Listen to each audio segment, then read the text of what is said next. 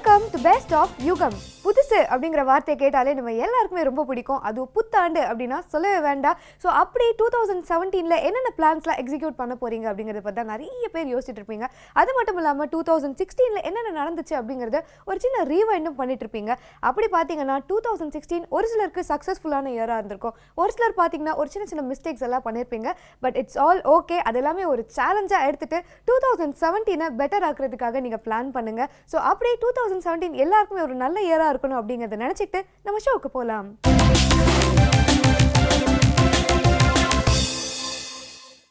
நம்ம என்னதான் புது விஷயங்களை நினச்சி நிறைய கனவுகளோடு இருந்தாலும் பழைய நினைவுகளில் இருக்கிற ஸ்வீட் மெமரிஸ் எல்லாம் நினச்சி ரொம்பவே சந்தோஷப்படுவோம். அதுவும் சினிமாவை பொறுத்த வரைக்கும் இது பெரும்பாலும் அதிகமாகவே நடக்குது அப்படின்னு சொல்லலாம். நடிக்கணும் அப்படின்னு ஆசையோடு வந்த எல்லாருமே வந்து இறங்கின முதல் இடம் எதுன்னு பார்த்தீங்கன்னா ஏவிஎம் ஸ்டூடியோஸ் தான். நிறைய லெஜண்ட்ஸ்க்கு ஏவிஎம் ஸ்டூடியோஸ் தான் பிள்ளையார் சுழி போட்டு அவங்களுடைய கரியரை ஸ்டார்ட் பண்ணி வச்சிருக்கணும் சொல்லலாம். ஸோ இப்போ நம்ம ஏவிஎம் சரவணன் அவர்களுடைய இன்டர்வியூ தான் பார்க்க போகிறோம்.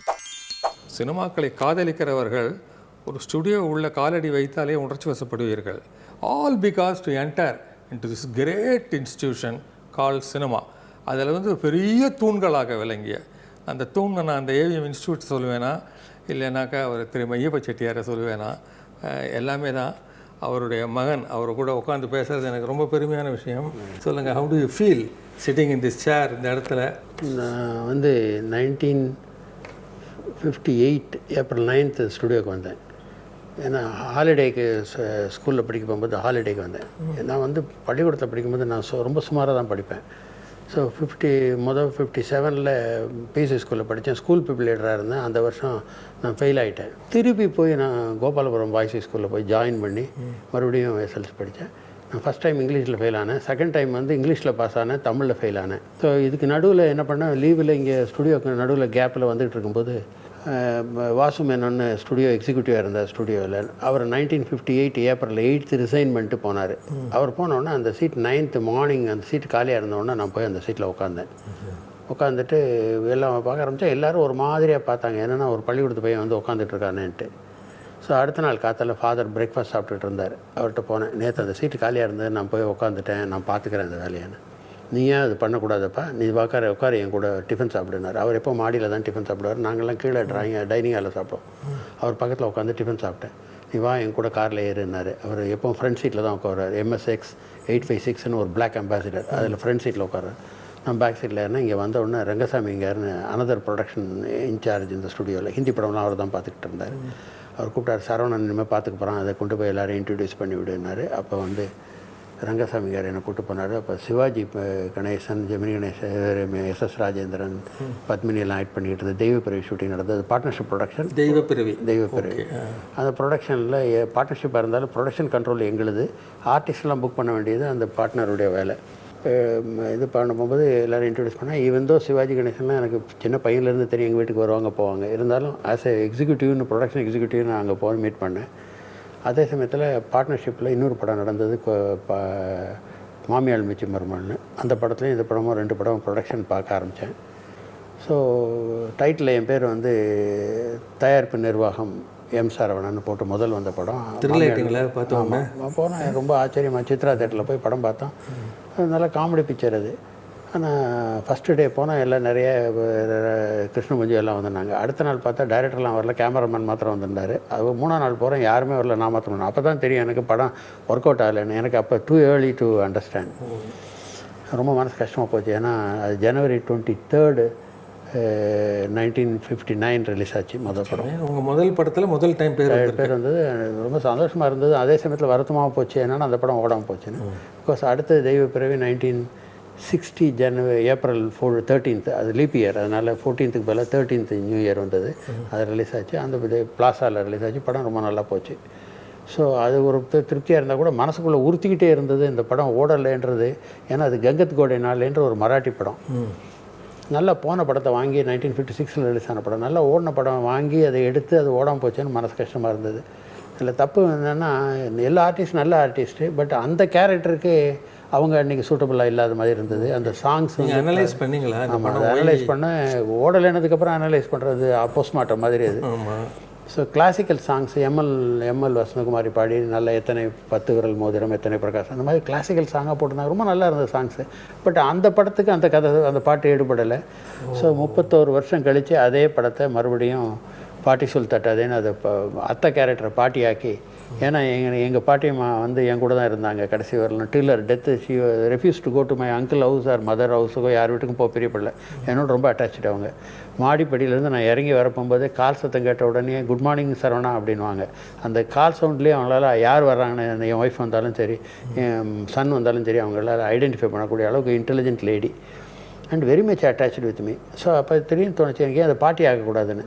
இப்போ என் உடனே பாட்டின உடனே த பெஸ்ட் பர்சன் இவங்க மனோரமாவுக்கு அந்த ரோலை போட்டு பாண்டியராஜனை போட்டு இதை பண்ணால் காமெடி படம் பண்ணால் நல்லா வந்தது அந்த படம். அதில் வந்து ஒரு சூப்பர் கார்னு அந்த காரை 2ஆக ஸ்ப்ளிட் பண்ணி ஒரு Volkswagen காரை சிஜி இல்லாமல் பண்ணி அது பின்னாடி ஒரு ஆட்டோ ரிக்ஷா அவனுடைய இன்ஜினை என் சன் தான் அதெல்லாம் ஆர்கனைஸ் பண்ணான், யுகன் தான். ஸோ அது ஒரு ஹிட் ஆச்சு. அதுக்கப்புறம் ஒரு ஃபைட்டிங் சீன் வந்தது. அதில் வந்து நான் இந்த பாட்டியை ஃபைட் பண்ணணும்னு சொன்னேன். எல்லோரும் அப்ஜெக்ட் பண்ணாங்க, இன்க்ளூடிங் ஃபைட்டிங் மாஸ்டர்லேருந்து எல்லோரும் அப்ஜெக்ட் பண்ணாங்க. என்கிட்ட நான் ஒரு கம்போசிங்கில் உட்காந்துருந்தேன். அங்கேருந்து மனோரமா வந்தாங்க. அப்பச்சி நான் ஃபைட் பண்ணாங்க, என்ன அப்பச்சின்னு தான் கூப்பிடுவாங்க. அப்பச்சி நான் ஃபைட் பண்ணால் ஜனங்க சிரிச்சிருவாங்க, வேணான்னு சொல்கிறாங்களே, ஃபைட்டிங் மாஸ்டர்னு சொல்கிறாரு. என்ன உங்களால் பண்ண முடியுமா ஆச்சின்னு? பண்ண முடியும் நாங்கள். அப்போ பண்ணுங்கள், நல்லா இல்லைன்னா எடுத்துருவோம் அப்படின்னு. அவங்க ரொம்ப நல்லா பண்ணாங்க. ஃபைட்டு தியேட்டரில் தூள் கிளப்பிட்டாங்க. அந்த குச்சி சுற்றுறது இது கமலஹாசன் என்ன பண்ணாரோ சகலகலா முன்னாடி அதை ஃபைட் பண்ணது எப்படி சகலகலாவில் கமலஹாசன் அந்த குச்சி சுற்றினா அது மாதிரி இந்த மாதிரி சுற்ற வச்சு ஃபைட் பண்ண வச்சு எல்லாம் பண்ணோம். ரொம்ப நல்லா படம் போச்சு. நாங்கள் இந்த அதே மாதிரி சூப்பர் காரமாக ஒரு 5 Volkswagen காரை வாங்கி லாரியில் ஏற்றி சூப்பர் கார்னு எல்லா இடத்துலையும் ட்ராவல் பண்ண வச்சு படம் ரொம்ப நல்லா போய் சில்வர் ஜூப்ளி போய் கலைஞர் தலைமையில் அந்த விழா கூட நடத்தினோம். அவர் கூட சொன்னார், ஒரு இடத்துல எங்கேயோ போனால் கூட்டம் இருக்குது, ஏன் இங்கே கூட்டம் வரலன்னாங்களாம். இல்லை அங்கே சூப்பர் கார் வந்திருக்கு, அங்கே வந்திருக்கு கூட்டிங் யாரோ மீட்டிங் நினச்சாராம் அங்கே பார்த்தா சூப்பர் கார். சார் என் கூட்டத்தை விட அதில் கூட்டம் ஜாஸ்தி வந்துருச்சு அப்படின்னு கலாட்டா பண்ணார் அவர். அது ரொம்ப நல்லா போச்சு அந்த படம். ஸோ அது ஒரு திருப்தி. 31 வருஷம் கழித்து நம்ம படத்தில் ஓடாத திருப்தி எடுத்தோன்னு நம்ம சின்ன சின்ன த்ரில் லைஃப்பில் உண்டு, அதில் அது ஒன்று.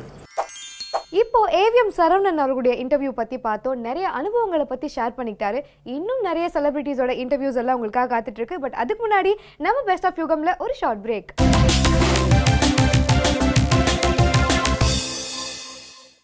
Welcome back to best of Yugam. Action, comedy, family sentiment, revenge, பீட்ரையல்னு இப்படி ஒரு டிப்பிக்கல் மசாலா ஃபிலிம் எடுக்கிறதுல எக்ஸ்பர்ட்டான டேரக்டர் யாருன்னு பார்த்தீங்கன்னா KS ரவிக்குமார் அவர்கள் தான். அவர் கிட்டத்தட்ட இண்டஸ்ட்ரிக்கு வந்து 25 வருடங்களுக்கு மேலேயும் ஆகுது. 40 படங்களுக்கு மேலே டைரக்ஷன் பண்ணியிருக்காரு. அது மட்டும் இல்லாமல் இப்போவும் பண்ணிட்டும் இருக்காரு. இவருடைய படங்கள் இருக்கக்கூடிய ஸ்பெஷாலிட்டி என்னென்னு பார்த்தீங்கன்னா அவருடைய எல்லா படங்கள்லையுமே ஒரு ஸ்பெஷல் அப்பியரன்ஸ் கொடுத்துருவாரு. அது மட்டும் இல்லாமல் எல்லா டாப் ஸ்டார்ஸையும் வச்சு அவர் வந்து டைரக்ட் பண்ணியிருக்காரு. எல்லா டாப் ஸ்டார்ஸையும் வச்சு சூப்பர் டூப்பர் ஹிட் மூவிஸும் கொடுத்துருக்காரு. அவரோட டைரக்ஷனில் கெஸ்ட் அப்பியரன்ஸ் பண்ணுறது மட்டும் இல்லாமல் இப்போ அதர் டேரக்டர்ஸோட மூவிஸ்லேயும் கெஸ்ட் அப்பியரன்ஸ் கொடுத்துட்ருக்காரு. அது மட்டும் இல்லாமல் சப்போர்ட்டிங் ரோல்ஸும் பண்ணிட்டுருக்காரு. ஸோ இப்போ நம்ம ஷோவில் அப்படிப்பட்ட லெஜண்ட் டேரக்டரோட இன்டர்வியூ தான் ரீவைண்ட் பண்ணி பார்க்க போகிறோம். முடிஞ்சா இவனப்பிடி படத்தினுடைய இயக்குனர் உங்கள் எல்லாருக்கும் பரிச்சயமான, அவருக்குன்னு ஒரு பிராண்ட் இமேஜே உண்டு. தமிழ்நாடு பூரா வந்து ரசிகர்கள் ரவிக்குமார் படம் அப்படின்னு சொல்கிறாங்க. ஸோ அந்த இயக்குனர் ரவிக்குமார் புதுயுகம் ஸ்டுடியோவுக்கு வந்திருக்காரு. So will discuss and will talk about. It's not a question and answer session கிடையாது, இது ஒரு உரையாடல் அப்படின்றது. Hope you will enjoy it. First let us welcome him. Thank you for coming. Thank you. எப்படி இருக்குது படம்? இது ஃபஸ்ட்டு டைம் வந்து நீங்கள் வந்து சுதீப்பை ஹீரோவாக போட்டு ஒரு படம் பண்ணுறீங்க. First time Sudeep, first time bilingual. எனக்கு பைலாங்குவல் ஃபஸ்ட் டைம். ஆமாம், இது வரைக்கும் நான் 2 லாங்குவேஜஸில் அட் டைம் எடுக்கவே இல்லை. அதர் தமிழை தவிர வேறு லாங்குவேஜ் எதுவும் பண்ணது இல்லையா?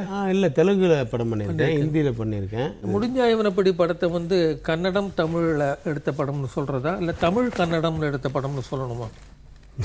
இது எப்படி வேணால் நீங்கள் சொல்லிக்கோங்க. நான் 2 லாங்குவேஜில் தான் எடுத்தேன். சைமல்டேனியஸ். ஆமாம், சைமல்டேனியஸாக தான் எடுத்தேன். ஒரு ஆல்மோஸ்ட் 99 சொல்கிறேன். நீங்கள் முக்கியத்துவம் கன்னடா இல்லையா? முக்கியத்துவம்னு அப்படின்னு பார்த்தீங்கன்னா ஹீரோவோட மார்க்கெட்டு தான் முக்கியத்துவம். அதான் கேட்டேன். ஒரு டைரக்டருடைய மார்க்கெட் வந்து ஒன்லி வெரி ஃபியூ, லைக் மணி சார், சங்கர், இந்த மாதிரி பெரிய டைரக்டர்ஸுக்கு தான் வந்து டைரக்டர் பேர் போட்டாவே பெரிய உண்டே சார் அது இருக்கும். பட் அந்த அளவுக்கு இல்லை. எனக்கும் ஓப்பனிங் இருக்குதுன்னு வச்சுங்களேன், பட் அந்த அளவுக்கு இல்லை. ஏன்னா அவங்க வந்து ரெகுலராக வந்து இப்போ அந்த டைரக்டர் ஒரு பாரத் ராஜா ஒரு பாலச்சந்தர் படம் அப்படின்னா அதுக்கு அடுத்தது வந்து மணி சாரும் சங்கரும் தான் இருக்காங்க அந்த லிஸ்ட்டில். என்னோடது வந்து அது அந்த லிஸ்ட்டில் எங்கே ஒரு ஓரத்தில் இருக்கலாம், அது வேறு விஷயம். ஒரு கமர்ஷியல் டைரக்டர்ன்ற ஒரு ஃபீல் இருக்கும், நல்ல லேடிஸு ஃபேமிலியோடு வந்து பார்க்கலாம் ஒரு படங்கள் அப்படிங்கிற ஒரு இது இருக்குமே தவிர அந்தளவுக்கு ஓப்பனிங் கிடையாது. பட் ஹீரோஸுக்கு அது உண்டு ஜாஸ்தியாக, சின்ன ஹீரோஸ் கூட ஒரு ஓப்பனிங் இருக்கும். ஸோ ஹீரோ வந்து சுதீப் வந்து அங்கே கர்நாடகாவில் பெரிய ஹீரோ. ஸோ அதுதான் எனக்கு மெயின். பட் நான் வந்து ரெண்டுமே ஈக்குவலாக தான் எடுத்தேன். பட் அங்கே வந்து ஒரே 4 டேஸ்லேயே வந்து ரெக்கார்ட் பிரேக் கலெக்ஷன். ஃபஸ்ட் வீக்கே முடியாததுக்கு முன்னாடியே அது ரெக்கார்டு சுதீப்போட படங்களே இதான் ஹையஸ்ட் கலெக்ஷன் சொன்னாங்க. இதில் ரொம்ப இன்ட்ரெஸ்டிங்கான விஷயம் வந்து நீங்கள் முதல்ல ரொம்ப ஜோராக என்டர் ஆகிறது எது சத்தியம் எது சிவம்ன்றது இல்லை, அதுதான் அந்த படத்தை கீப்ஸ் இட் இன்ட்ரெஸ்டிங். அது ஆடியன்ஸ் லெவல்லே ஒரு இது அது இது சத்தியமா சிவமா இல்லை நல்லவனா கெட்டவனா. பட் ரெண்டாவது ரீல்லையே ஆடியன்ஸுக்கு மட்டும் ஓப்பன் பண்ணிவிடுவேன். என்னது செகண்ட் ரீல்லையே ஆடியன்ஸுக்கு மட்டும் உண்மையை ஓப்பன் பண்ணிவிடுவேன். ஆமாம் ஆமாம், அந்த அடிபட்ட ஆட்டோவில் வந்ததுக்கு அப்புறமா ஆமாம் அங்கே ஆடியன்ஸுக்கு ஓப்பன் பண்ணிடுவேன். ஏன்னா இன்றைக்கி இருக்கிற ஆடியன்ஸ் வந்து ரொம்ப புத்திசாலி. அதுக்கப்புறம் வந்து அதே டவுட் கிரியேட் பண்ணிட்டு வருவாங்க, ஆடியன்ஸுக்கு ஒரு குழப்பத்தை உண்டு. அதுதான் அது இந்த தட் வில் பி இன்ட்ரெஸ்டிங். ஆமாம், தட்ஸ் அ ஸ்ட்ராங் பாயிண்ட் இந்த படத்தில். அப்படி இல்லைன்னா வெறும் சாதாரண ஒரு டபுள் ஆக்ஷன் படமா. ஆமாம், நிறைய பேர் கேட்டாங்க, ஏன் சார் அட்லீஸ்ட் இன்ட்ரோல் வரைக்கும் மெயின்டைன் பண்ணியிருக்கலாமே அந்த சஸ்பென்ஸ் அப்படின்னு. இப்போல்லாம் ஆடியன்ஸ் பயங்கர புத்திசாலி, முதல் சீன்லேயே சொல்லுவான். ஏன்னா ஒரு ஷோ போதும், அவன் மெசேஜ் அனுப்பிச்சிடுவான் அடுத்ததுக்கு. அது மட்டும் இல்லாமல் ஃப்ரெஷ்ஷாக வந்து பார்க்குறவங்களுக்கு கூட பிகினிங்லேயே ஒரு டவுட் வந்துருச்சுன்னு வச்சுங்க, இவன் தான் 2 பேரும் ஒரே ஆள் தான்ன்ற மாதிரி ஒரு டவுட் வந்துருச்சுன்னா அது வந்து அவன் புத்திசாலி ஆயிடுறான். ஸோ நீ புத்திசாலி, ஓகே உனக்கு நான் சொல்லிடுறேன். ஆனால் அங்கே இருக்கிற கேரக்டர்ஸுக்கு தெரியாது. ஆமாம் ஆமாம், அவங்க என்ன எப்படி ப்ளே பண்ணுறாங்க, மெயின் ஹீரோயினுக்கு அப்புறமா தெரியுது. ஆனால் ஆக்சுவலாக பார்த்தீங்கன்னா அந்த மெயின் வில்லன் இருக்கானே அவன் தான் புத்திசாலி படத்தில், அவன் தான் கண்டுபிடிக்கிறான். இந்த படத்தில் வந்து ஒரு மேஜரான இன்ட்ரெஸ்ட்டு வந்து இவங்க 2 பேரும் இந்த சத்தியம் அண்ட் சிவம்ன்றது நீங்கள் மாறி மாறி இல்லையா காட்டுற ஒரு இது. And there are situations where there must be சத்தியம் தேர் மஸ்ட் பி சிவம் தேர்னு வரும்பொழுது அதுக்கு ஒரு சீன் வச்சா தான் இன்ட்ரெஸ்டிங்காக இருக்கும் அப்படின்னு நீங்கள் சூஸ் பண்ண ஒரு சீன் வந்து ரொம்ப நல்லா இருந்தது. அந்த ஜன்னலில் கைப்பிடிச்சி பிடிக்கிற உள்ள சண்டை நடக்கிறதுன்றதும் போட்டு கதை உடைச்சிட்டு உள்ளே போகிறேன், அதான் மோனோ ஆக்டிங். அது வந்து சுதீப்புக்கு நான் போட்ட அந்த ஒரு தீனி, அந்த சீன் வந்து அவன் ரொம்ப நல்லா பண்ணான். நான் இப்போ வெளியில் இந்த சைடு பேசுகிறதுக்கும் சரி, அந்த ஹீரோயினோட சஜஷன் இருக்கு இல்லையா, அதுக்கு ஒரு கேமரா வச்சுருப்பேன், இந்த பக்கம் ஒரு கேமரா வச்சுருப்பேன். அட் அ டைம் பண்ணது அது. இல்லை 2 கேமரா வச்சு ஷூட் பண்ணது. அது அத்தென்டிசிட்டி இன்னும் ஜாஸ்தி. என்னென்னா நித்யா மேனனுடைய reactions gave more effect for that scene இல்லையா. அவங்க பிலீவ் பண்ணுவாங்கல்ல முழுக்க. நல்ல பர்ஃபார்மர் நித்யா மேனனும் ரொம்ப நல்லா பண்ணாங்க. ஓகே, நெக்ஸ்ட் என்ன பண்ண போகிறீங்க சார்? இப்போ பேசிகிட்டு இருக்கு சார், இன்னும் கன்ஃபார்ம் ஆகலை. விஷால் கேட்டுட்ருக்காப்புல. விஷால் வந்து கதைகள் இப்போ பாருங்கள் சார்னு சொல்லியிருக்காரு, லாரன்ஸ் கதைகள் பாருன்னு சொல்லியிருக்காரு. அவங்கெல்லாம் கதைகள் கேட்டுட்ருக்காங்க. இன்னும் அது ப்ராஜெக்ட் கன்ஃபார்ம் ஆகலை. ஓகே ஓகே, பேசிகிட்டு இருக்கோம். கதைகள் தேடி இப்போ விவாதத்தில் இருக்குது. தட் இஸ் விவாதம்னா கதைகள் கேட்குற ஸ்டேஜில் இருக்குது. இந்த ரவுண்டெல்லாம் முடிச்சுட்டு மறுபடியும் சூப்பர் ஸ்டார் உலகநாயகன் அப்படின்னு வரத்துக்கான வாய்ப்பு அமைஞ்சா ஓகே. நான் தான் சொல்கிறேனே, எல்லாமே அமையணும். ஆனால் நான் வந்து என்றைக்குமே அது நோ சொல்லவே மாட்டேன். ஏன்னா நான் பெரிய ஆர்டிஸ்ட் வச்சு பண்ணுறது தான் எனக்கு, ஆஃப்டர் நாட்டாமை வந்து பெரிய ஆர்டிஸ்ட் வச்சு பண்ணுறது தான் எனக்கு பழக்கமாக போச்சு. அதில் தான் இன்ட்ரெஸ்ட் ஜாஸ்தி. அதனால் வரும்போது கண்டிப்பாக பண்ணுவேன். பட் எனக்கு நீங்கள் சொன்ன ஒரு சின்ன படங்களும் பண்ணணும்னு ஆசை. சின்ன படங்கள்லாம் வித்தியாசமாக சம்திங் ரியாலிட்டியோட. ஓகே ஓகே, இல்லை அது டெஃபினெட்லி நீங்கள் பண்ணணும். அது எப்போன்ற கேள்வி தான் நான் அப்போலேருந்து கேட்டுகிட்டே இருக்கேன்.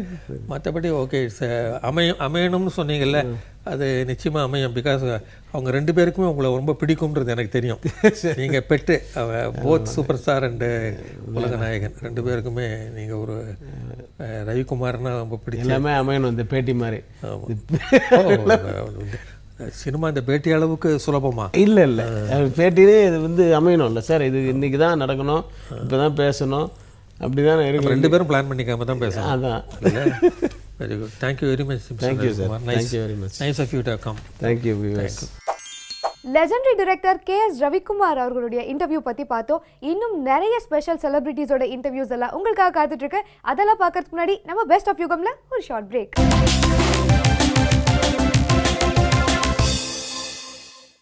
Welcome back to best of Yugam. 2016ஆம் ஆண்டுல நம்ம எங்க போனாலும் ஒரு டைரக்டரோட பெயரை அதிகமாக கேள்விப்பட்டோம். அவர் யாருன்னு பார்த்தீங்கன்னா ரஞ்சித் அவர்கள். கபாலி அப்படிங்கிற படத்தினுடைய பெயரை கேட்டாலே நம்ம எல்லாருக்குமே முதல்ல ஞாபகத்துக்கு வரக்கூடிய நபர் யாருன்னு பார்த்தீங்கன்னா நம்ம சூப்பர் ஸ்டார் ரஜினிகாந்த் அவர்கள். அவருக்கு அடுத்தபடியாக நமக்கு யார் ஞாபகத்துக்கு வருவாங்கன்னு பார்த்தீங்கன்னா அந்த படத்தினுடைய இயக்குனர் ரஞ்சித் அவர்கள். 2012ஆம் ஆண்டுல அட்டகத்தி அப்படிங்கிற படம் மூலமா தமிழ் சினிமா இண்டஸ்ட்ரிக்கு டைரக்டரா அவர் அறிமுகமானாரு. அதை தொடர்ந்து மெட்ராஸ், கபாலின்னு அடுத்தடுத்து 2 பிளாக் பஸ்டர் ஹிட் மூவிஸையும் கொடுத்தாரு. அவருடைய படங்கள் எல்லாத்துலயுமே பாத்தீங்கன்னா சோஷியல் மெசேஜஸ் கன்வே பண்ற மாதிரியான படங்களா தான் இருந்தது. ஸோ இப்போ நம்ம பெஸ்ட் ஆஃப் யுகம்ல ரஞ்சித் அவர்களுடைய இன்டர்வியூ பத்தி தான் பார்க்க போறோம். நேயர்களே, சில ஆண்டுகளுக்கு முன்னால் எனக்கு பத்திரிகையில் நான் நடத்திக்கிட்டு இருந்து வந்த கேள்வி பதிலில் ஒரு கேள்வி வந்தது. ரஜினியினுடைய ஃபேம், புகழ் இன்னும் எவ்வளோ வருஷத்துக்கு ரஜினி தாக்கு பிடிப்பார் அப்படின்ற மாதிரி ஒரு சம்திங் லைக் தட் ஒரு கேள்வி. நான் அதுக்கு பதில் சொல்லியிருந்தேன்.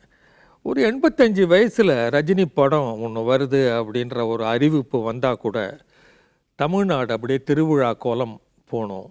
அது என்றைக்கு ரஜினி வந்தாலும், அது 90 வயசில் வந்தாலும் திருவிழா தான், அப்படி கொண்டாடுவாங்க அப்படின்னு சொன்னேன். படத்தினுடைய இயக்குனர் வந்து ரஞ்சித் இன்னைக்கு புதுயுகம் ஸ்டுடியோவுக்கு வந்திருக்காரு. First let us thank him for coming. வணக்கம் sir. All the best. Great feedback இல்லையா கபாலி படத்தினுடைய இதுன்றது.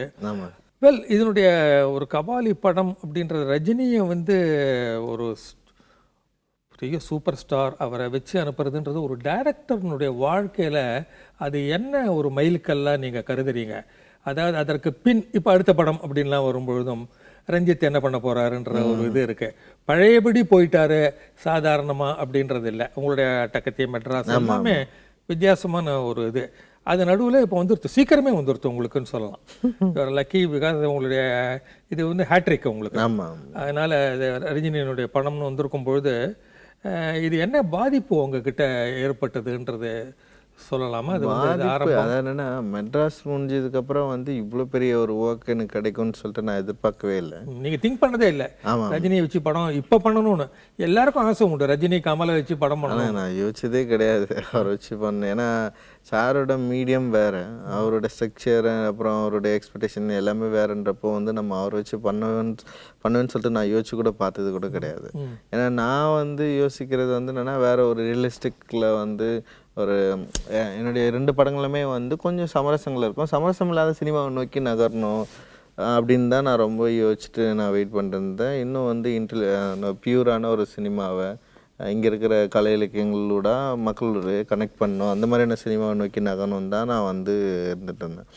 மெட்ராஸ் முடிச்சதுக்கப்புறம் வந்து நான் எழுதின ஸ்கிரிப்டும் அந்த மாதிரி தான். இப்போது வேறு அதுக்கப்புறம் ஸ்கிரிப்ட் பண்ணேன். அதுவும் வந்து முழுக்க மேஜிக்கல் ரியலிசம் சம்மந்தமாக ஒரு ஒர்க் பண்ணலாம், பேன்ஸ் லேபிரின்த் மாதிரி அது இருக்கும் அப்படின்ற மாதிரி நான் ட்ரை பண்ணி நான் பண்ணிருந்தப்போ வந்து திடீர்னு வந்து எனக்கு இது வந்ததுக்கப்புறம் என்னென்னா, ரஜினி சார் வச்சு பண்ணுற கதை இருக்கா அப்படின்னு கேட்குறப்போ வந்து ஏற்கனவே நான் எழுதி வச்சுருந்தேன் அந்த மலேசியா டான்கள் பற்றின ஒரு கதை இருக்குது, அதை பண்ணலாம் அப்படின்னு பேசுகிறப்போ ரஜினி சார் உள்ளே வரப்போ அந்த கதையில் மக்கள் வந்து என்ன எதிர்பார்ப்பாங்க அப்படின்ற ஒரு பயம் இருந்தது எனக்கு. ஆனால் அதை மீறி வந்து இந்த கதையில் நம்ம என்ன சொல்ல போகிறோம், ஏன்னா தொடர்ந்து ரஜினி சார் வந்து பண்ணிருக்கிற மாதிரியே கதை பண்ண போகிறோமா இல்லை வந்து வேறு ஒன்று சொல்ல போகிறோமா அப்படின்னு நான் யோசித்தப்போ வந்து எனக்கு ஒரு ஆர்டிஸ்ட்டாக, ஒரு ஆக்டராக வந்து அவர் ரொம்ப பிடிக்கும் அப்படின்றப்போ வந்து நான் அந்த மாதிரி ஒன்று வந்து பண்ணலாம் அப்படின்ற மாதிரி நான் யோசிச்சு தான் இந்த கதையில் இருக்கிற அந்த எமோஷ்னல் வேல்யூவை வந்து இன்க்ரீஸ் பண்ணது, தன்னுடைய உறவுகளை தேடி தெரிகிற ஒரு மனுஷனை வந்து நம்ம பண்ணது அப்படின்ற இடத்துக்குள்ளே நான் போனேன். இதுக்குள்ளே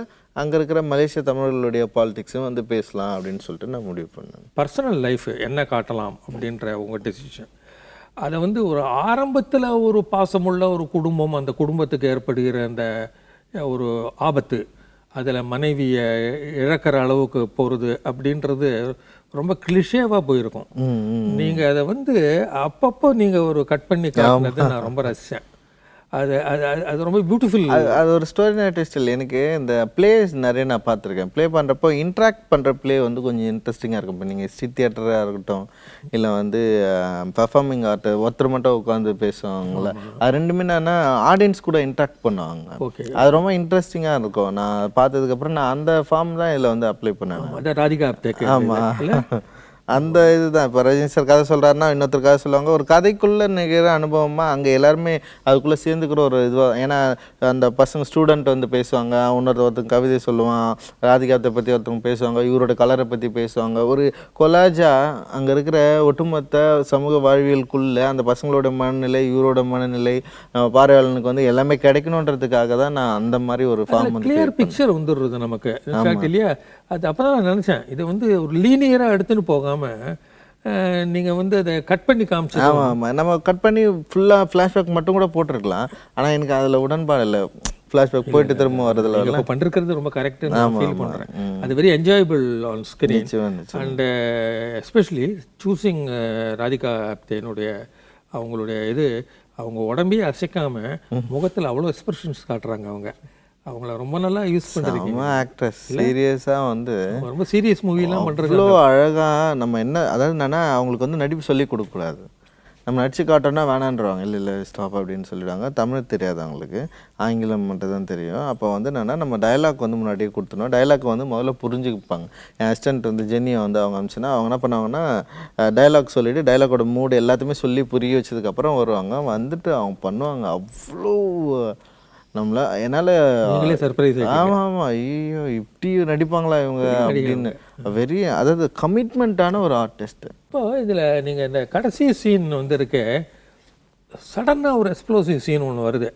அது வந்து மொத்தமாக படத்தினுடைய ட்ரெண்டோட கொஞ்சம் ஒட்டாமல் இருந்தது.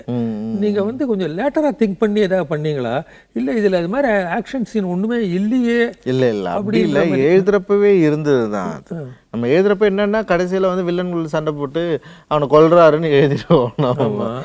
அதை வந்து ஸ்டன் மாஸ்டர் கூட ஒர்க் பண்ணுறப்போ அது அப்புறம் தான் டெவலப். ஆமாம், அதுக்கப்புறம் டெவலப் பண்ணுறது தான் அது எழுத்துலேயே இருந்தது தான் அது. அவர் ஒய்ஃபை பார்க்க போகிறேன்றதில் அவர் குழந்தைத்தனமாக அவர் பண்ணிக்கிறாருல்ல, அந்த அன்பு, அந்த காதல், அந்த இதெல்லாம் அந்த ஷேவிங்கில் நீங்கள் காமிச்சிருக்கீங்க. அது தான் இன்னும் நல்லா இருக்கணும் அப்படின்ற அந்த இது இல்லை, அது இட் வாஸ் வெரி மூவிங். ஆமாம் ஆமாம், எனக்கு ரொம்ப பிடிச்ச ஷார்ட் வேறு அது அப்படியா படத்தில். ஏன்னா அதோட பேக்ரவுண்ட் மியூசிக் சூப்பராக இருக்கும்.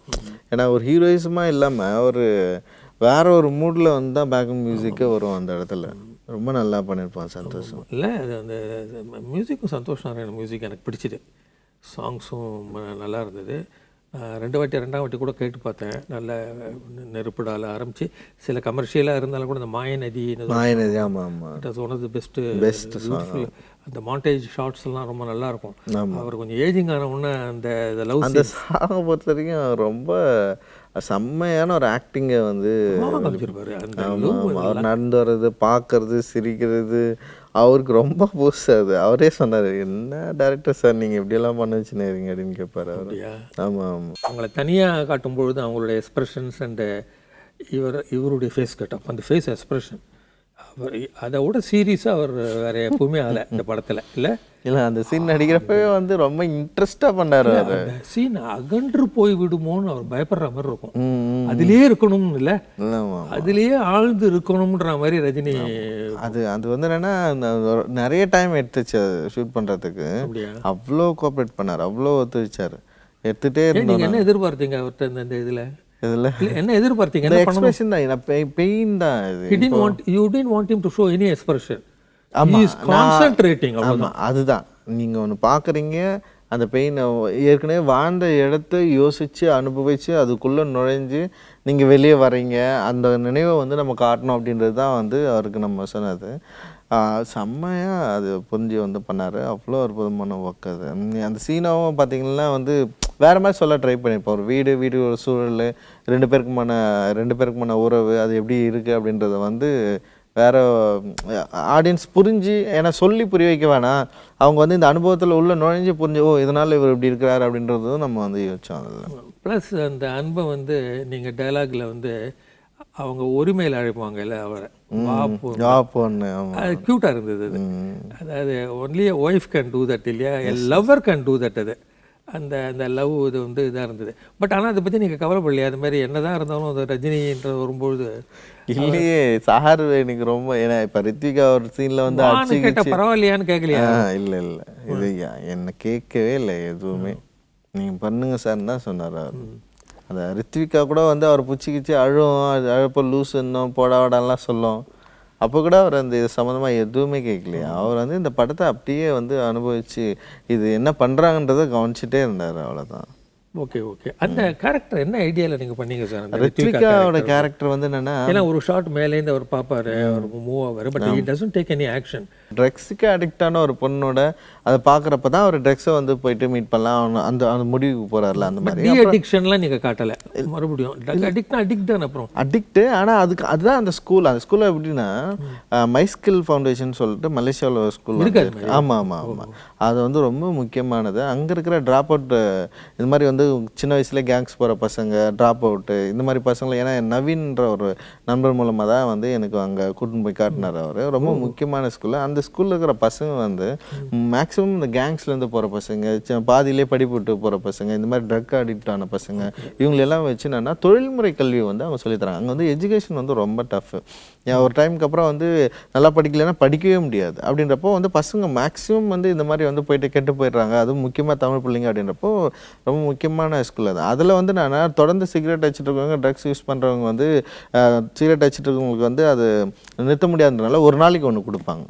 ஓகே. அந்த மாதிரி வந்து அந்த ஸ்கூலில் இருக்கிற சில விஷயங்கள் எடுத்து தான் நம்ம வந்து இதில் வந்து பண்ணோம். இந்த பொண்ணு கேரக்டரை பொறுத்த வரைக்கும் ஒட்டுமொத்த இப்போ யங்ஸ்டர்ஸ் அங்கே எந்த மாதிரி வந்து சீரழிகிறாங்க, இப்போ இந்த மாதிரி ரெப்ரசன்டேட்டிவ், அதை வந்து இந்த பொண்ணு மூலமாக வந்து நம்ம வந்து பண்ணோம். இதில் செட்டெல்லாம் ரொம்ப நல்லா இருக்குது. ஐ ஹேர்டு இந்த ஒரு தாய்லாந்து செட்டே ஒன்று, ரோடு ஒன்று நீங்கள் உங்கள் ஆர்ட் டைரக்டர் போட்டிருக்காரு. ஆமாம். ராமலிங்கமா ராமலிங்கம் 2 செட்டு வந்து ரொம்ப முக்கியமானது. அந்த தாய்லாந்து வேலு வீட்டு இது எல்லாமே வந்து செட்டு தான் வந்து நம்ம பண்ணோம். அது என்னன்னா 2 வீடு டாப்பில் அப்படியே கேமரா போகுமே, அது வந்து ஒரிஜினல் தான். அது அங்கே இருக்கிற மலேசியாவில் இருக்கிற தோட்டப்பாவே இதில் லொகேஷன்ஸ் ரொம்ப நல்லா இருந்தது ரஞ்சித். அது சொல்ல மறந்துடுவேன். தேங்க்ஸ். நிறைய இடங்கள்ல இந்த சொல்லுங்க, இந்த செட்டை பற்றி. இந்த செட்டு ஒன்று இருந்தது. தாய்லாந்து செட் வந்து போட்டோம். அது இங்கே தான் மோகன் ஸ்டுடியோவில் தான் பண்ணுவோம். அது ரொம்ப முக்கியமான அந்த ஸ்டண்ட், அந்த இன்டர்மிஷன் ஸ்டண்ட் ஃபுல்லாகவே அங்கே தான் நிகழ்கிற மாதிரி வந்து பண்ணோம். அதுக்கப்புறம் வந்து எண்டில் வருதில்ல, ஒரு ரூஃப் டாப் மேலே நடக்கிற சீக்வன்ஸ், அது முழுக்க செட். அது பின்னால் வந்து நீங்கள் ப்ளூ மேட் இது பண்ணி, ஆமாம், எல்லாமே ப்ளூ மேட்டை வச்சு சிஜியில் ஒர்க் பண்ணுவோம். அது எல்லாமே ரொம்ப ஜோரம் வந்திருக்கு. ஆமாம். அங்கே கேமரா நீங்கள் இஷ்டப்படி ஹேண்டில் பண்ணுங்க. டவுட் ஆச்சு எனக்கு. அந்த இடத்துல எங்கே நீங்கள் கேமரா ட்ரோன் கன்லாம் யூஸ் பண்ண முடியாதுங்க இல்லை? அது மாதிரி ஒரு இடத்துல போய் முழுக்க எங்கள் சினிமாட்டோகிராஃபரோட ஐடியா தான். அவர் தான் வந்து சரி, ஏன்னா நான் மேலே போய்ட்டு ரூஃப் டாப்பில் சீன் பண்ணலான்னு சொல்லிட்டு முடிகிறப்போ எனக்கு மேக்ஸிமம் லைவ் லொக்கேஷன்லேயே ஷூட் பண்ண தான் எனக்கு வந்து இன்ட்ரெஸ்ட் இருக்கும். அப்போ தான் வந்து விசுவலாக வந்து எனக்கு ஒரு வியூ கிடைக்கும். இல்லைன்னா எனக்கு வந்து ரொம்ப கஷ்டமாக இருக்கும். ஆனால் கேமராமேன் சொன்னார், இது லைவில் ஷூட் பண்ண முடியாது, ரொம்ப கஷ்டம், ஏன்னா லைட் லைட்டு எது வைக்கவும் முடியாது, நம்ம வந்து செட்டு போட்டோன்னா பேக்ரவுண்ட் ஃபுல்லாகவே சிஜி வந்து ஒர்க் பண்ணிக்கலாம் அப்படின்னு சொல்லிட்டு சொன்னால் எனக்கு நம்பிக்கையே இல்லை சார், இது கரெக்டாக வராது சார் அப்படின்னு சொன்னேன். அப்புறம் லாரன் சொல்லிட்டு சிஜி கம்பெனி, இவங்க 2 பேரும் வந்து சேர்ந்து, அப்புறம் ஆர்ட் டைரக்டர் எல்லாமே சேர்ந்து ஒர்க் பண்ணி இது எப்படி பண்ணலான்னு சொல்லிட்டு டிசைன் பண்ணி கடைசி வரைக்கும் அந்த சிஜிக்காக தான் கொஞ்சம் நிறைய ஒர்க் தேவைப்பட்டது. சூப்பராக பண்ணி கொடுத்தாங்க. ரஜினி வந்து ஏஜட் டான், அவருடைய ஸ்டைலும் கம்பீரமும் இந்த படத்தில் முழுக்க இருக்குது கம்ப்ளீட்டாக. என்னன்னா ரஜினி படத்தில் ரஜினி முழுக்க வர வேண்டியிருக்கு. ரஜினி இல்லாத சீன்ஸை ஜனங்க பார்க்க விரும்புறதில்லை. இது ஒரு பிரச்சனையாக இருந்திருக்கும்ல உங்களுக்கு? இப்போ பாருங்க, ரஜினி சார் அது கபாலி இருக்கணும், இல்லை கபாலி பற்றி கிடையாது சார். உங்களுக்கு டிஸ்ட்ரிபியூட்டடாக இருக்கும் படங்களில், நிறைய கேரக்டர்ஸ் வரும், அவங்க எல்லாரையும் டீல் பண்ணுவீங்க நீங்கள். இதில் அது பண்ண முடியல உங்களால்? இல்லை, இதில் இருக்கிறாங்க, பண்ணுறோம். ஆனால் எல்லாமே வந்து கபாலின்ற ஒரு பேரை சுற்றி தான் எல்லாமே நிகழ்ந்துட்டு இருக்கு அப்படின்னு நான் பார்க்குறேன் நான். ஓகே. அப்படி இருந்தால் நிறைய கேரக்டர் நம்ம இப்போ தன்ஷிகாலேருந்து ராதிகா ஆப்தே, ரித்விகா, இப்போ தினேஷ், இப்போ இவங்க எல்லாம் வந்து எவ்வளோ ஆகிறதுக்கு அவங்களோட கேரக்டர் சில இம்பார்ட்டன்ட் கொடுத்துருக்கும்ல, அதுலேருந்து வெளியே வந்தாங்க. இருந்தாலும் காம்ப்ரமைஸ் ஈஸியாக காம்ப்ரமைஸ் தான். நீங்கள் வந்து ரஜினியை வச்சு வைக்கிறதுன்றது ஒரு மைல்கல். அவரை வச்சு பண்ணணுன்றது பெரிய இயக்குநர்களே வந்து ஆசைப்படுறாங்க. நீங்கள் 3 படங்கள் தான் பண்ணியிருக்கீங்க, அதுக்குள்ளே உங்களுக்கு அந்த ஹேட்ரிக் இந்த சான்ஸ் வந்திருக்கு. அட் தி சேம் டைம் உங்களுடைய ரூட், உங்களுடைய பாதை எப்படி போகணும்னு நீங்கள் டிட்டர்மின் பண்ணும்பொழுது இது வந்து ஏதாவது ஒரு அளவில் பாதிப்பாக இருக்கும்னு நினைக்கிறீங்களா, இல்லது உங்களுடைய இதை மாற்றி அமைக்கும்னு நினைக்கிறீங்களா? அந்த என்ன what is frankly touch your heart and say, இதை தவிர நான் அந்த ரூட்லேயே நான் என்னுடைய படங்கள்ல நான் எடுத்துகிட்டு போயிருக்கலாம், பட் ரஜினி வந்திருக்கும் போது நான் எடுக்காமல் இருக்க முடியாது இந்த ஃபீலிங். அதுதான், நான் ரஜினி சார் வரப்போ நான் வந்து அப்படியே டோட்டலாக மாற்றி வேற ஒன்று எடுத்திருந்தா தான் வந்து அது எனக்கு ஒரு ஒரு மன உளைச்சலே பிரச்சனையை கொடுத்துருக்கும்னு நான் நினைக்கிறேன். ஆனால் என்னை பொறுத்த வரைக்கும் அப்படி இல்லை. ரஜினி சார் வந்தாலுமே கூட வந்து நான் ஒரு கதை கதை சொல்கிறதுக்கான முயற்சிகளில் ஈடுபட்டு ஒரு லைஃப் ஸ்டைலில் சொல்லி முடிச்சிருக்கேன் அப்படின்றப்போ எனக்கு ஒரு சந்தோஷம் வந்து கிடைக்குது. சரி, நம்ம நியாயமாக சில இடங்களில் இருந்திருக்கிறோம், ஆனால் காம்ப்ரமைஸ் இல்லாமல் இல்லை. எனக்கு மெட்ராஸ்லேயும் காம்ப்ரமைஸ் இருந்திருக்கு, ஆனால் அட்டகத்தி மட்டும் தான் காம்ப்ரமைஸ் பண்ணாமல் நான் எடுத்த ஒரு படம். மெட்ராஸ்லேயும் இருக்குது, இந்த படத்துலையும் இருக்கிறப்போ இப்போ அதுக்கடுத்த படம் வந்து எனக்கு எல்லாமே ஒரு படம் ஒரு கதை எப்படி சொல்லி முடிக்கணும், எப்படி சொல்லணும், அதில் வர சில வணிக ரீதியான சில ப்ராப்ளமுக்குள்ளே தான் சில மாற்றங்கள் எனக்கு எழுமே தவிர ஒட்டுமொத்தமாக என்னை அடகு வைக்கிற, ஒட்டுமொத்தமாக என்னை இழக்கிற ஒரு படத்தை நிச்சயமாக நான் பண்ண மாட்டேன்னு நினைக்கிறேன். ஏன்னா மெட்ராஸை விட ரொம்ப முக்கியமாக இப்போ நீங்கள் மலேசிய தமிழர்கள்கிட்ட வந்து போய் பேசலாம், மலேசிய தமிழோட முக்கியமான லைஃப் ஸ்டைலில் பேசின ஒரு படமாக ஃபஸ்ட்டு படமாக தான் இது இருக்குதுன்னு சொல்லிட்டு எல்லாருமே இது சம்மந்தமாக வந்து பேசியிருக்காங்க. ஏன்னா வந்து ரிவ்யூஸ் கூட வந்து பயங்கர பாசிட்டிவாக இருந்தது. அங்கேருந்து வந்த ரிவ்யூஸ் தான். சிங்கப்பூர், மலேசியா, அவுட் சோர்ஸில் இருக்கிற அந்த அமெரிக்காவிலேருந்தெல்லாம் அவ்வளோ பாசிட்டிவ் ரிவ்யூஸ் வந்தது. காரணம் என்னென்னா இப்போது அட்டகத்தி ஒரு புறநகர் பகுதி, மெட்ராஸ் வந்து சென்னை மையப்படுத்தின ஒரு படம். இது வந்து என்னென்னா ஒட்டுமொத்த யூனிவர்சிட்டியில் தமிழர்களை மையப்படுத்தின படமாக வேறொரு இடத்துக்கு நகர்றப்போ கதை சொல்லியா முக்கியமான இடத்த நோக்கி நகர்றேன் அப்படின்ற ஒரு நம்பிக்கை எனக்கு இருக்குது. ஆனால் அதே சமயத்தில் இன்னும் வந்து ஒரு டைரக்டோரியலாக ஒரு அந்த நுட்பங்களுக்குள்ளே இன்னும் நான் போகணும் அப்படின்னு நான் ஆசைப்பட்றேன். நான் இன்னும் ஆமாம், அதுக்கு என்ன முயற்சிகள் எடுக்கிறதா இப்போ பிளான்? பொதுவாக கதை தான் நம்ம தேர்ந்தெடுக்கிற கதை பின்புலங்கள், கதை நடிகர்களை பற்றி திங்கே பண்ணுறது இல்லை. நடிகர்களை பற்றி கதையை ஃபஸ்ட்டு நம்ம டிசைட் பண்ணிட்டோன்னா அதுக்கப்புறம் தான் அவங்க உள்ளே வருவாங்க. ரஜினி பண்ணிட்டீங்க, உங்களுக்கு எல்லா நடிகர்களும் இப்போ தயார் தானே, அப்போ உங்களுக்கு நீங்கள் பண்ண முடியுமா? Usually it happens. இல்லை, அது பண்ணலாம். இப்போ இந்த படத்தை ஏற்றுக்கிறவங்களால நிச்சயமாக என்னால் பண்ண முடியும். இது நான் என்னன்றது எல்லாருக்குமே தெரிஞ்சிச்சு. இப்போது நான் இதுதான் பண்ணுவேன், இப்படி பண்ணுவேன் அப்படின்றது வந்து தெரிஞ்சிருப்போ வந்து நிச்சயமாக என்கிட்ட வரவங்க இதை வச்சு தான் யோசிச்சு தான் வருவாங்க. வரப்போ என்னால் வந்து அதை பண்ண முடியும்னு நான் நினைக்கிறேன். So whatever you do சக்ஸஸ்ஃபுல்லாக நீங்கள் பண்ணணும், நிச்சயமாக நல்ல படங்கள் கொடுக்கணும். அதுக்கு என்னுடைய வாழ்த்துக்கள் ரஞ்சித். ரொம்ப மகிழ்ச்சி, நன்றி. Thank you very much. ரஞ்சித் அவர்கள் அவரை பற்றியும் அவருடைய படங்களை பற்றியும் நிறைய இன்ஃபர்மேஷன்ஸ் நம்மளோட ஷேர் பண்ணியிருந்தார். அடுத்த செலிபிரிட்டியோட இன்டர்வியூ பார்க்கறதுக்கு முன்னாடி நம்ம பெஸ்ட் ஆஃப் யுகம்ல ஒரு short break. Welcome back to best of Yugam. ஃபோட்டோகிராஃபியில் இருக்கக்கூடிய ஃபர்ஸ்ட் ஸ்டெப் என்னென்னு பார்த்தீங்கன்னா learn all the rules. Second step என்னென்னு பார்த்தீங்கன்னா பிரேக் ஆல் த ரூல்ஸ். இப்படி ஃபோட்டோகிராஃபியில் ரொம்ப எக்ஸ்பர்ட்டாக இருக்கக்கூடிய ஒரு ஃபோட்டோகிராஃபர் யாருன்னு பார்த்தீங்கன்னா ஜி வெங்கட்ராம் அவர்கள். ஜி வெங்கட்ராம் அவருடைய கரியரை ஒரு செலிபிரிட்டி ஃபோட்டோகிராஃபராக ஸ்டார்ட் பண்ணியிருக்காரு. எல்லா செலிபிரிட்டிஸுமே இவரோட ஃபோட்டோகிராஃபியில் இடம் பெறணும் அப்படின்னு சொல்லி ரொம்பவே ஆசையோடு இருப்பாங்க. அந்த அளவுக்கு லீடிங்கில் இருக்கக்கூடிய ரொம்பவே பாப்புலரான செலிபிரிட்டி ஃபோட்டோகிராஃபர் இவர் அப்படின்னு சொல்லலாம். ஸோ இப்போ நம்ம பெஸ்ட் ஆஃப் யுகம்ல அவரோட இன்டர்வியூ பற்றி தான் பார்க்க போகிறோம்.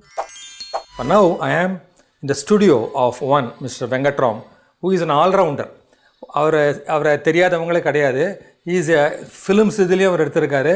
Other than that portraits, sceneries எல்லா இதுவுமே தான். அவர் வந்து one of the very famous photographers in India அப்படின்னு சொல்லலாம். So nice meeting you. Thank you sir, welcome. உங்கள் லைஃப் சொல்லுங்களேன், எப்படி நீங்கள் இதை சூஸ் பண்ணீங்க இந்த ப்ரொஃபஷனை? You studied Yeah, actually நான் ஸ்டார்ட் பண்ணி ஒரு 22 years since I started photography.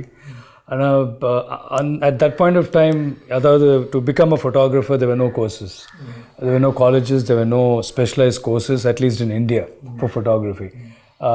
அப்போ வந்தவங்கெல்லாம் அவுட் ஆஃப் இன்ட்ரெஸ்ட் படித்து, ஐ மீன் புக்ஸை படித்து, இல்லைன்னா they used to work with photographers. அவங்களோட ஒரு அசிஸ்டண்ட்டாக வேலை பண்ணி சில வருஷத்துக்கு அப்புறம் அந்த எக்ஸ்பீரியன்ஸோடு தேவ் ஸ்டார்டட் ஃபோட்டோகிராஃபி. ஸோ அந்த மாதிரி ஒரு சினாரியோ. ஏன்னா ஒரு சின்ன ஒரு இன்ஃபர்மேஷன் அபவுட் கேமராவாக இருக்கலாம், இல்லை ஒரு எக்யூப்மெண்ட் பற்றியும் இருக்கலாம். கூகுள் கிடையாது. You can't Google and check out what you want. So எல்லாமே you need to really go to library, sit for hours together, refer பண்ணி என்ன தேவைப்படுது, என்ன எக்யூப்மெண்ட், என்ன கேமராஸ் இருக்குது, அதெல்லாம் only through books. And you know, I mean 25 years back books எல்லாம் will be outdated obviously in libraries. You don't have the recent books அந்த காலத்தில். Because especially photography is a very niche இது. So you'll have books which are already 20 years old. Okay. So in that scenario, at that point of time, a lot of photographers who came up had a tough time in terms of trying to know what the field is about. ஒன்றும் தெரியாத, but still you need to find out all details about it and come up in life. So that is a difficult scenario at that point of time. Usually ஆரம்பிக்கும் போது like any layman who has a passion, who wants to take photos அப்படின்ற ஆங்கிளில் தான் ஆரம்பிக்கிறதுன்றது ஒன்று. இன்னொன்று, there are people who are cut out, that is who develop it as a passion and become an expert in that. They have got a style of their own which they evolve, அது ஒரு சைடில் ஒன்று பண்ணுறதுன்றது. இப்போ நீங்கள் வந்து அதில் எப்படி நீங்கள் வந்து உங்களுக்கு யூ ஃபவுண்ட் யுவர் ஒகேஷன் அப்படின்றது? To be frank, I'm not a wizard or எடுத்த உடனே அப்படி நல்லா வந்துடும் அந்த மாதிரி. To be very frank, I was very average in studies. So I think I'm an average person. But just that because I was interested in photography, I think it was more of hard work or the more time I put in to learn about it, to understand it. You can't understand immediately. So you're researching it again and again and again. So your foundation is what is required to understand what is light.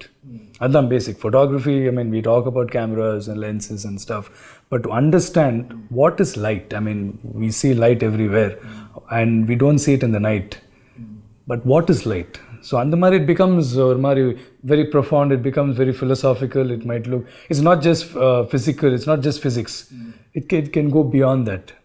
So even now, if you ask someone what is light now, there's no immediate where you can just say, okay, this is what is light is all about. So that is how I got in. I used to love and gaze light, morning light, evening light, afternoon light, light coming into the room, light falling, how it falls into the room. And the interest and how beautiful it is. So I started getting into photography. It used to be like something that I was interested in, but I never ever thought that will be my profession one day. Think பண்ணல. Because at that point of time, I don't think photography was a known money churning or that kind of a profession where people will, அதாவது சின்ன வயசுலேயே I want to become a doctor or an engineer, I want to be a scientist மாதிரி. Nobody said I want to be a photographer those days. Nobody. Photography will be a hobby. You'll be very interested in it, but it will never be a profession unless you've really got into it. Then ஒரு natural ஒரு ambition, அதுக்கப்புறம் films போகணுன்னு தானே வரும்.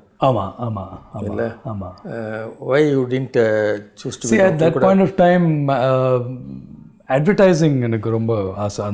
I know you are very famous in advertising. அப்படியா?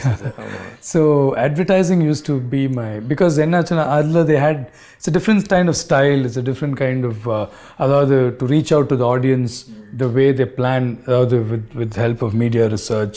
ஒரு ad வந்ததுன்னா how much of research they go through and what kind of visuals will impress, அதாவது பார்க்குறவங்க ஒரு ப்ரெஸ் ஆடாக இருக்கட்டும், இல்லை எந்த ஒரு ஆடாக ஒரு ஹோர்டிங்காக இருக்கட்டும், எந்த மாதிரி ஒரு ஆட் எஃபெக்டிவாக இருக்கும், அதை மக்கள் பார்த்து அந்த ப்ராடக்டை வாங்குறதுக்குன்றது வாஸ் இன்ட்ரெஸ்டிங் திங். ஸோ அதுக்கு தகுந்த மாதிரி, and it was all a setup shot. So visuals வந்து ரொம்ப இன்ட்ரெஸ்டிங்காக இருக்கணும், இருந்தால் தான் அது ரெஜிஸ்டர் ஆகும்.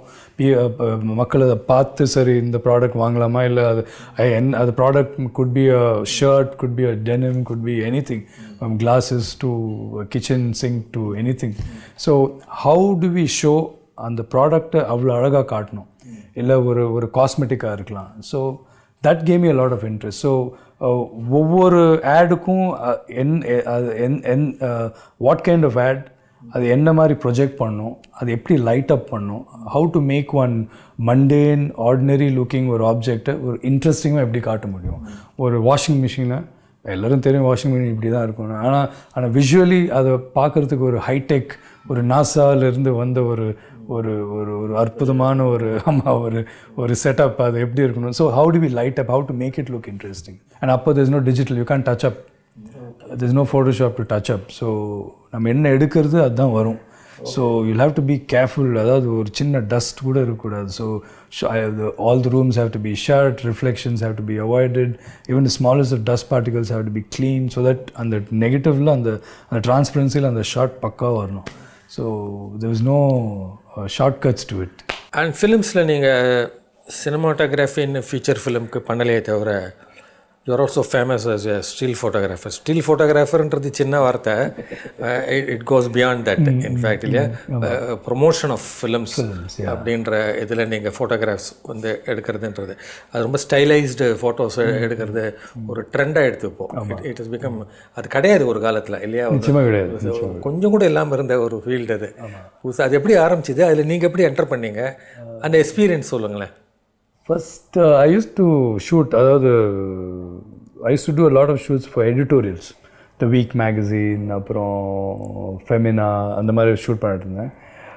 ஒரு one point of time mister Chiranjeevi அப்போது he supposed to enter politics. அந்த ஒரு கவர் ஸ்டோரிக்காக the week wanted me to shoot mister Chiranjeevi.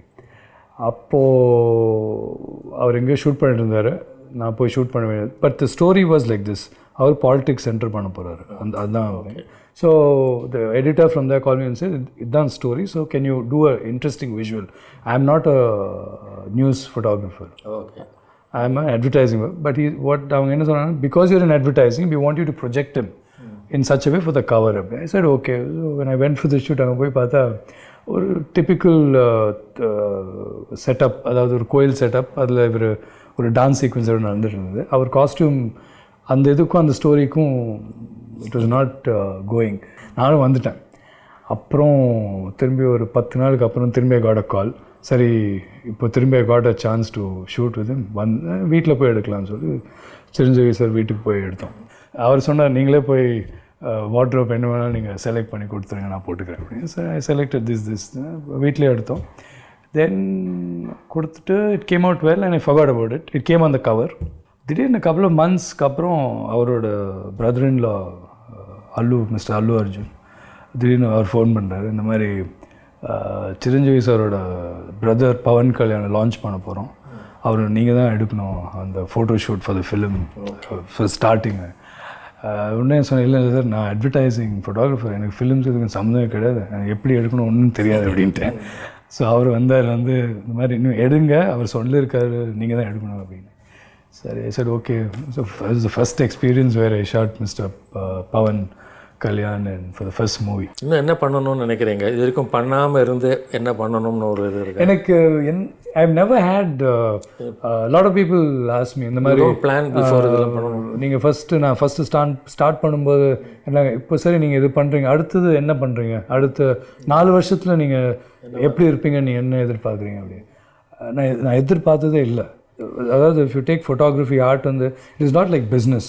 அதாவது என்னோடய டேர்ன் ஓவர் இந்த வருஷம் இவ்வளோ இருக்குது, இன்னும் 5 வருஷத்தில் என் டேர்ன் ஓவர் டபுள் ஆகணும் இல்லை ட்ரிபிள் ஆகணுன்றது இதில் கிடையாது. இதில் வந்து it's an art. It's only about enjoying what you're doing to the fullest. அவ்வளோதான். It's interesting. இது மாதிரி ஒரு ஃபிலிமில் ஹீரோஸ்ன்றது இல்லாமல் இல்லையா, நீங்களும் ஒரு ஹீரோ தான். அதனால் enjoyable, lot of information. Thank you so much. My pleasure also, sir. Giving us the time. Being a fantastic cartoonist and a media personality, it was my pleasure that I got interviewed through you and I was able to share my ideas. Time கொடுத்தது ரொம்ப சந்தோஷம். Thank you sir. இன்னைக்கு best of யுகம்ல new year ஸ்பெஷலுக்காக நிறைய செலிபிரிட்டிஸோட interviews எல்லாம் rewind பண்ணி பார்த்தோம். நீங்கள் எல்லாருமே என்ஜாய் பண்ணியிருப்பீங்க அப்படின்னு நான் நம்புகிறேன். உங்கள் எல்லாருக்கும் என்னுடைய ஸ்பெஷலான புத்தாண்டு நல்வாழ்த்துக்கள் நான் தெரிவிச்சுக்கிறேன். இந்த புத்தாண்டு ரொம்ப ஹாப்பியாக ஸ்டார்ட் பண்ணுங்கள், என்றைக்குமே சந்தோஷமாக இருங்க. இதே மாதிரி வேறொரு நிகழ்ச்சியில் உங்கள் எல்லாரையும் சந்திக்கும் வரை உங்களிடமிருந்து விடைபெறுவது உங்கள் கண்மணி.